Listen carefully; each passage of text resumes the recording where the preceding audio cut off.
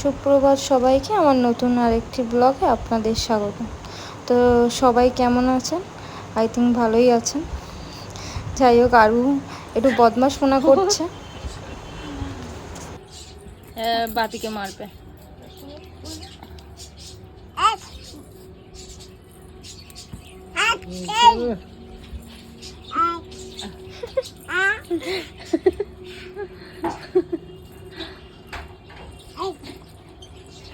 দেখো বাপিকে ঘুমাতে দেয় না, বাপিকে আপ আপ করে তুলে দিচ্ছে। আমাকে গরম দেখিয়ে কোনো লাভ নেই, তোর গরমে আমি ভয় পাই না। তোর এই ভোজপুরি কথা অন্য কোথাও বলবি তুই। আপ এই মানুষটা ঘরের এমন একটা সদস্য যে সবাইকে থমকে রাখে। আসলে সেটা নয়, আমাদের ঘরের সবাই আরুকে খুব ভীষণই ভালোবাসে, তাই ও একটু আদর পেয়ে বাঁদর তৈরি হয়ে গেছে। সব থেকে বেশি কিন্তু ঠাকুমাকে ভালোবাসে, তাই ঠাকুমার সাথেই বেশি খেলে। আবার রাগও কম নয়, রাগও অনেক। একটু রাগ হলেই একদম এইদিক ওইদিক উল্টে দেবে। তো আরুর সাথে খেলাটেলা করার পর আমি চলে এসেছি আমাদের যে নতুন মেট্রো তৈরি হয়েছে, আন্ডার ওয়াটার মেট্রো। তো সেটাই চাপতেই চলে এসেছি। এই যে আমার বান্ধবী নেহা আর সোমা। নেহাকে তো আপনারা সবাই চেনেন, সোমাকেও হয়তো আপনারা দেখেছেন ওয়াটার পার্কে যাওয়ার সময়। তো সোমা দাঁড়িয়েছিল টিকিট কাটার লাইনে। তো অনেক অপেক্ষার পর আমরা টিকিটও পেয়ে গেছি। এবার ওখান থেকে আমরা যাব। এটা হচ্ছে চেকিং। আসলে আমরা বম নিয়ে যাচ্ছি কি পরমাণু নিয়ে যাচ্ছি, সব চেকিং হয়ে গেলে। যাই হোক, আমরা তো কিছু নিয়ে যাইনি, তাই ওইটা বাজে নেই আর কি। তো এখানে আমরা স্ক্যান করিয়ে নেবো আমাদের টিকিটটা, যাতে আমরা আগে যেতে পারি। তো আমি এখানে স্ক্যান হয়ে গেছে, আমার দরজা খুলে গেছে।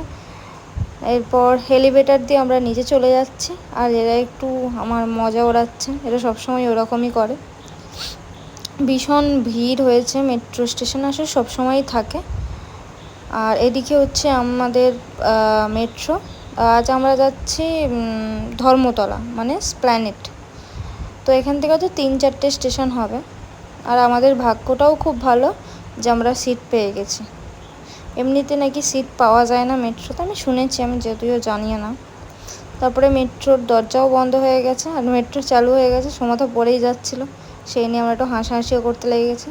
অ্যাট লাস্ট মেট্রোও ছেড়ে দিয়েছে। এবার এর পরের স্টেশন যেটা আছে সেটার দিকে চলে যাব। তারপরে এই যে সোমা পা ঝুলাচ্ছে, তারপরে আমরা ক্যাদ মেরে একটু ছবিও তুলে নিয়েছিলাম।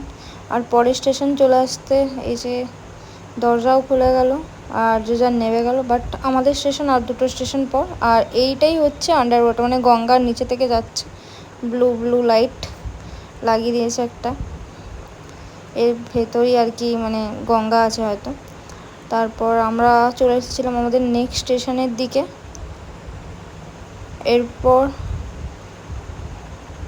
এর পরের স্টেশনটাই আমাদের স্টেশন, যেখানে আমরা নেমে যাব।